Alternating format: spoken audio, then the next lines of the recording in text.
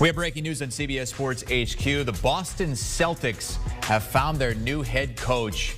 According to multiple reports, it's Nets assistant Ime Udoka. Now, you might not be that familiar with Udoka, but a lot of Celtics players are. Udoka was an assistant coach for Greg Popovich during the 2019 World Cup. Jason Tatum, Jaylen Brown, Marcus Smart, all on that team. And they all reportedly had great things to say about Udoka, and that was undoubtedly one of the reasons why the Celtics have made this move today.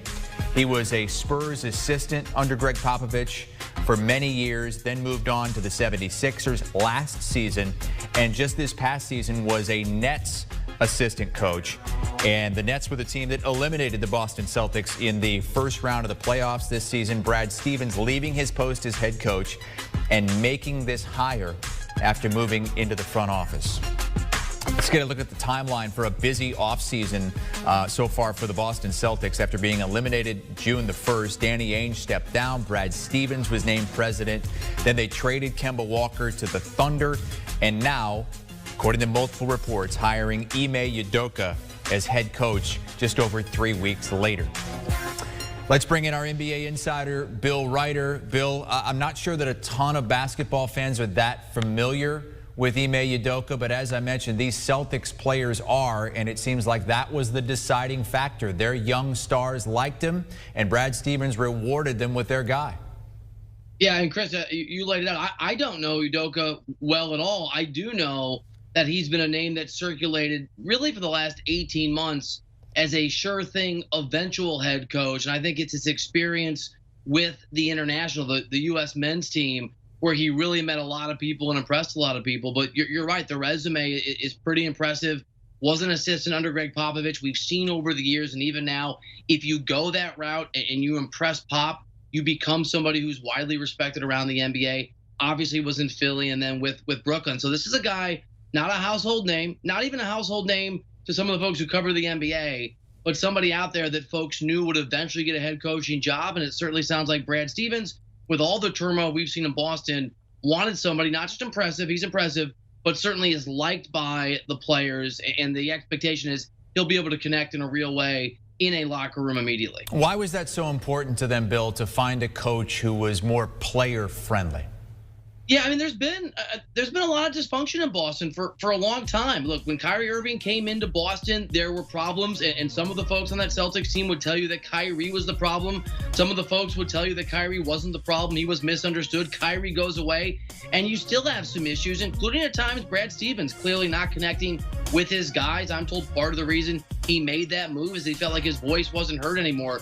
You're talking about a Celtics organization that absolutely has two young stars. They have high aspirations, and they just felt like within that organization, of course, you want a great coach, someone who can do the X's and O's, but you look to Monty Williams as a great example. Somebody who can do those things, but connect with players who guys want to be around, who guys want to fight for. It's really important in the modern NBA, and they feel like they found that in this new hire.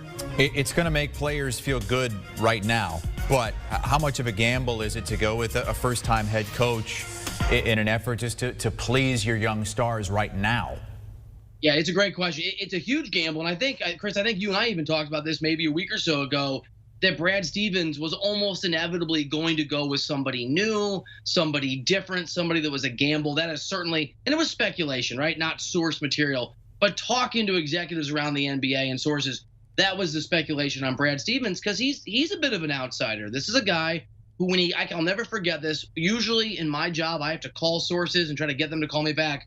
When Brad Stevens got hired years ago, I was driving in to a movie lot of all places in LA. My phone rang. Was a prominent coach in the NBA who never called me. He would call me back, never called me cold, to politely tell me why Brad Stevens was going to fail, why you couldn't make that jump from the college level to the pro level successfully. And obviously, and that guy's a pretty well-respected dude, it didn't go that way. Stevens has always been an outsider, came from Butler. Most people didn't think he was going to make it. Danny Ainge is a bit of an outsider and a maverick. We've seen that before. Guys like Anthony Davis, his family saying that they'd never want him to play there. And so Brad Stevens' route, the doubt that people showed to him, the fact that he's not really, I think, a part of that club, always pointed to the fact he was going to do something bold because he sees the game and he really sees the landscape to being successful a little bit differently than some of the other GMs around the NBA. Ime Udoka is going to be the next head coach of the Boston Celtics. What are some of the issues that he's going to be walking into and having to deal with right away with this roster? Well, I mean, you have no Kemba Walker and no Kyrie Irving before that, so you're going to have to find a primary ball handler and really a third star. I think the development of Jaylen Brown is going to continue to be really, really important. Jason Tatum, I think it's agreed upon, and it should be agreed upon, is a superstar, an emerging star, whatever you want to call him. I really like Jaylen Brown a lot as a player, but he needs to continue to take a leap or two forward if he's going to be the second best player, if you believe he can be the second best player on an NBA team. And I think like Al Horford, right, back into the mix, and you sort of dive into his per 36-minute numbers. That's a guy who can give you some output. So how many minutes you give him will be interesting. Marcus Smart really was in a lot of ways an extension of Brad Stevens on the floor. Typical Brad Stevens player. You want to make sure that he buys in. So I think it's looking at the core, right? The stars and some of the role players and secondary players, and just making sure that they're on the same page. There's some happiness in that locker room, and there's a sense with that organization, the actual players, that there's a plan, and that the new head coach knows what he's doing and has their best interest at heart. Okay, so we're now down to 6 coaching vacancies in the NBA as the Celtics are reportedly set to hire Ime Udoka, who was an assistant with the Brooklyn Nets this past season. Bill Ryder with us here on CBS Sports HQ as we take a look at the remaining vacancies. You have one in Indianapolis, in Orlando, Portland. In Portland, might be going after Chauncey Billups. That was a guy that Boston was looking at as well.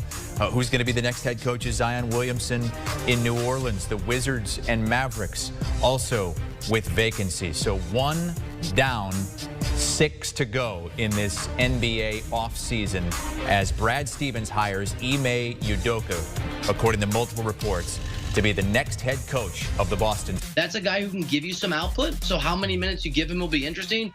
Marcus Smart really was in a lot of ways an extension of Brad Stevens on the floor. Typical Brad Stevens player. You want to make sure that he buys in. So I think it's looking at the core, right? The stars and some of the role players and secondary players, and just making sure that they're on the same page. There's some happiness in that locker room, and there's a sense with that organization, the actual players, that there's a plan, and that the new head coach knows what he's doing and has their best interest at heart.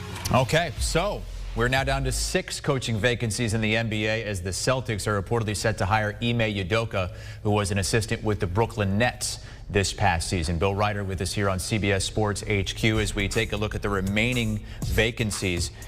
You have one in Indianapolis, in Orlando, Portland. In Portland, might be going after Chauncey Billups. That was a guy that Boston was looking at as well. Who's going to be the next head coach is Zion Williamson in New Orleans. The Wizards and Mavericks also with vacancies. So 1 down, 6 to go in this NBA offseason as Brad Stevens hires Ime Udoka, according to multiple reports, to be the next head coach of the Boston